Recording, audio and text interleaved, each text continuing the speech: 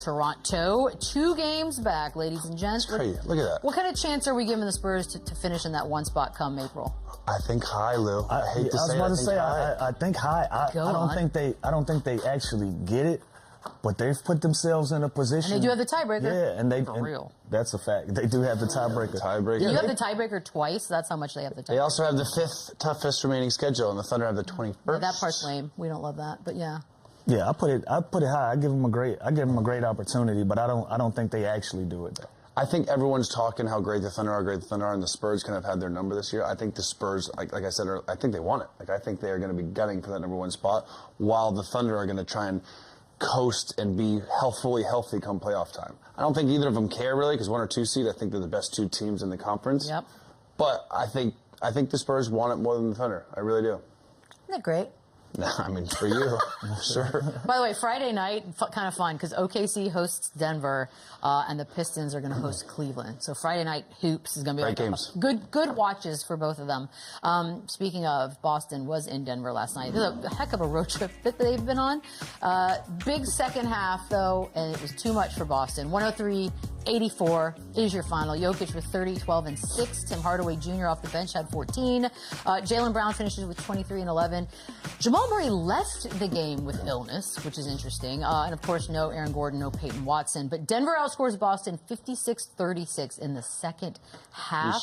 And the fact that Jamal Murray only played about 8 minutes in that, I don't know. Is that just you're running out of gas if you're Boston at this point? Yeah, it's a long road trip. Again, scoring 84 points, you're not going to beat many teams, especially not the Nuggets. So, again, they got a heavy dose of Jokic. Tim Hardaway had a great game. Strother in the starting lineup hit some shots. So, this obviously is a tough team to guard. And when you play the big fellow like they did last night, it's tough. But these are going to be games like this with the Celtics when they're kind of having an up and down season. They're not the deepest rotation. There's going to have some bad losses like this, but this isn't even really a bad loss. Like this is the Nuggets. This is another top team in the Western Conference, and again, this is going to happen. This doesn't do anything to their season. This doesn't do anything for where they're at right now. This is just a great second half by the Nuggets without their second best player. Yeah, and give the Nuggets credit though. At least you go out and you handle business, right? You don't even play with your food. You go out and handle business, especially with a dangerous Boston Celtics team coming into town. Because this could have been potentially a trap game for them. You know, you got Boston who's coming out of All-Star break. Then they come out of the break, go straight to their West Coast trip, like Chandler just mentioned. If you get to the end of that trip, I'm ready to go back home. It's a long trip. Yeah, so when you have a team like that that's already kind of on the whim of kind of giving in at the end of a trip, you want to take care of your business, and Denver did that. Can I ask you this, guys? Because a lot of talk was like, oh, they end their long road trip in Denver, worst place to end a long road trip. Do you really physically feel a difference? I did, for sure. You didn't? No. Really? It wasn't a thing to me. I did for sure. Like I used to, like even the coaching. I remember the teams I played for, they would even shorten your substitutions. Like if I played the first 7 minutes, usually, you might play the first 4 or 5 minutes and get quicker stints just to try and get used to the altitude. Or if you can, get there a day early. Obviously, it's tough depending on your schedule, but it was definitely a factor for me. Teams I usually played on, we got there the day before and had a full-fledged practice there. You know, so you kind of acclimate yourself to what's going on. And also half of it is mental too. Like you know that physically it's there, it's going to be a part of it, and so you just want to fight through it. And so I didn't allow it to do that for me. So Lou's mentally stronger than Chandler. Yes, and I'd be interested what their first half cover is. You know what I mean? Like, I also came off the bench too. So is it an advantage? I couldn't afford to worry about anything else besides doing. Yeah, my minutes are limited from once I get off the bus. My minutes are already limited, so I couldn't afford to worry about that. I always wondered because we make a big deal of it as talking heads, but I'm wondering if it's there. It's legitimate. And like layup drills, did you try and go a little harder to get that first? Yeah. No. That's what I'm saying. It's a legitimate thing. It's an adjustment. Yeah, sure. It's definitely an adjustment. I'm just saying that I couldn't afford to let it be a part of my cycle going into a game. Jokic was great. Jaylen Brown has been great.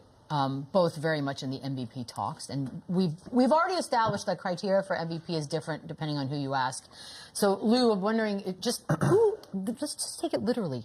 Which two of these guys is more valuable to their team? I got to be honest. I would split it down the middle, but if you're asking me to pick right now, I would say Jaylen. I would say Jaylen Brown. Simply because if you take Jokic off the floor, you still have an all-star caliber guy that can go out there and carry your team. And not saying Boston don't have that.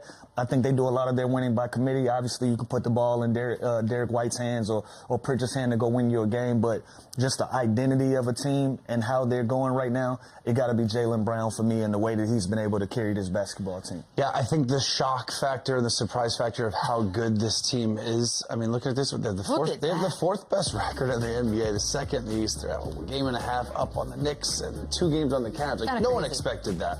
Like, and Jason Tatum going out, losing Drew Holiday and Porzingis. Like, I thought this team was a middle-of-the-pack team to a play-in team, to be honest with you, like, before the season. And the fact that he has been carrying them all season long to this, he's such a great two-way player as well, which is very, very rare that guys give the same amount of effort on both sides. So, again, Jokic, I think, is the best player in the NBA, but I think they're still solid without him. I think the Celtics are lost without Jaylen Brown. I mean, look, the reporting from Sham, shout out, is that he is participating in 5-on-5 scrimmages now, which is awesome. Officially. Kendrick Perkins, however, has gone. He's not doing that for no reason. I mean, yeah, why would he? Why would he? Gearing up. But Perk said that the Celtics don't need Tatum to get to the finals. And I'm wondering, look, again, we've already talked about this. It's the last game, long road trip. It's kind of hard to take it too seriously, but the scoring is needed. We'd have to, yeah. Any team needs Jason Tatum, but at this point, the Boston Celtics have shown you how resilient they are without him and the way that they've been able to play. We just had this conversation, right? Like, can they get to the finals without Jason Tatum? Sure they can, because they've shown you we're a strong enough team. Obviously, they need him, but we're a strong enough team. And what's the reason for that?